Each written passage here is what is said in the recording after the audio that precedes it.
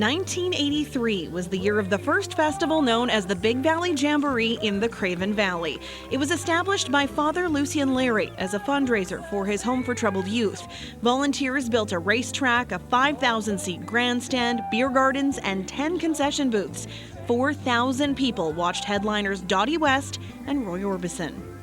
Over the next few years, the lineup for the festival attracted some big names. In 1986, Charlie Daniels, Johnny Cash, Willie Nelson, Juice Newton, and Eddie Rabbitt all performed.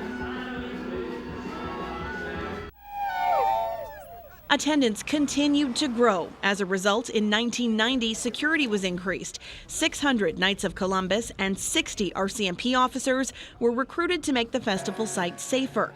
That year included a trade show with 150 booths of local businesses. On the stage, the Judds, Charlie Pride, and Reba McEntire. In 1992, Big Valley was taken over by Alberta-based Vinco Foods. They expanded to a second show in Big Valley, Alberta.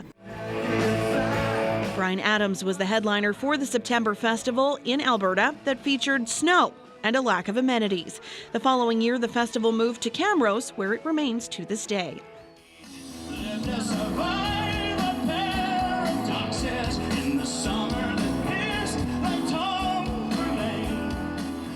And just 2 years later, the Tragically Hip graced the stage of a one-off rock festival called Another Roadside Attraction.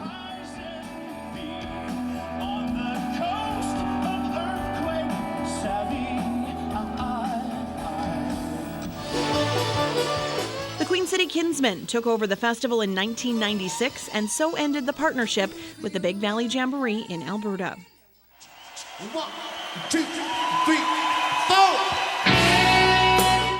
As the new millennium kicked off, the festival abandoned its country roots. Kinsmen Rock in the Valley featured the Guess Who, Nazareth, and Styx. Have you been around? Have you done your share of coming down? But it didn't take long for the Craven Country Jamboree to head back to our boots, or so was the slogan for the 2005 version of the festival. That year, Regina-born businessman Troy Volhofer took over the festival. Tim McGraw headlined. 4 years later, on a frosty July weekend, Taylor Swift and her Fearless tour rocked the Craven Valley. That same weekend, George Strait performed to a sold-out, packed grandstand. A deluge of rain overwhelmed the site with mud and water. Festival camping had to take a temporary hiatus. For 1 year, campers were moved to the top of Lumsden Hill, and fans had to be bused to the festival site. Once the site dried out, work was done to prevent flooding. And a few years later, Craven Country Jamboree rebranded again to become Country Thunder. And with that came massive renovations to the tune of a whopping $1.2 million invested into the site. Upgrades included 60,000 square feet of sod in the grandstand area, more concession sites, upgraded bathrooms, and 68,000 square feet of Main Street was paved. Now, in 2019, Country Thunder is 6 festivals across North America with stops in Craven, Calgary, Arizona, Iowa, Wisconsin, and Florida.